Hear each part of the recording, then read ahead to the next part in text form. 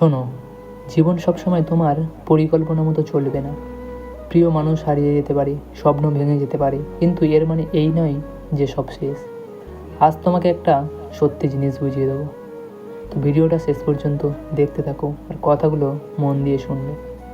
আর MS motivational চ্যানেলে নতুন হলে অবশ্যই সাবস্ক্রাইব করে পাশে থাকবেন। তো চলো গল্পটা শুরু করা যাক। দেখো, তুমি যখন জীবনে ভেঙে পড়ো তখন মনে হয় চারপাশ অন্ধকার হয়ে গেছে। যাদের তুমি নিজের ভাবতে তারা হয়তো একে একে দূরে সরে গেছে। তোমার স্বপ্নগুলোও যেন ধুলোয় মিশে গেছে।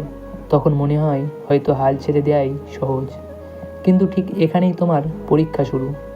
পৃথিবী যখন তোমাকে ভাঙতে চায় তখনই তুমি নিজের আসল শক্তিটা আবিষ্কার করার সুযোগ পাও। ব্যথা মানে তোমার শেষ নয়, ব্যথা মানে তুমি এখনও বেঁচে আছো, তুমি এখনও লড়াই করতে পারো। তুমি হয়তো ভাবছো আমি তো একা, আমার পাশে কেউ নেই, কিন্তু আসল শক্তি কখনো বাইরের মানুষদের উপর নির্ভর করে না। আসল শক্তি তোমার ভিতরে আছে। তুমি যদি প্রতিদিন ছোট ছোট পদক্ষেপ নিতে শুরু করো, আজ একটু শিখলে, কাল একটু এগোলে, তাহলেই তুমি ধীরে ধীরে নিজের ভিতরের আগুনটা জ্বালাতে পারবে। ঝড়ের সময় গাছ যেমন একটু নুয়ে পড়ে বেঁচে যায়, তেমনি তুমিও যদি নমনীয় হতে শেখো, সময়ের সাথে মানিয়ে নিতে শেখো, তাহলে যে ঝড় তোমাকে ফেলে দিতে চেয়েছিল সেই ঝড়ই তোমাকে শক্তিশালী করে দেবে।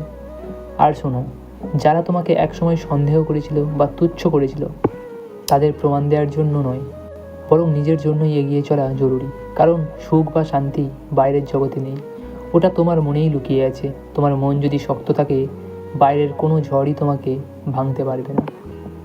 তুমি যদি আজ ভেঙে পড়ো, তাহলে জেনে রাখো এটাই তোমার নতুন শুরুর সুযোগ। ছাই থেকে জেগে ওঠার স্বপ্ন সবচেয়ে উজ্জ্বল আলো ছড়ায়। তুমি যদি নিজের উপর বিশ্বাস রাখো আর ছোট ছোট পদক্ষেপ নিতে থাকো, একদিন এই ব্যথাগুলোই তোমার সাফল্যের গল্প হয়ে যাবে। মনকে জয় করো, কারণ যখন তুমি নিজের মনকে জয় করবে, তখনই তুমি পৃথিবীকে জয় করতে পারবে। ভিডিওটা এই পর্যন্ত। ভালো লাগলে বন্ধুদের সাথে শেয়ার করবে, আর চ্যানেলটিতে নতুন হলে অবশ্যই সাবস্ক্রাইব করে পাশে থাকবে। আর কমেন্ট করতে ভুলবেন না গল্পটা কেমন লাগলো।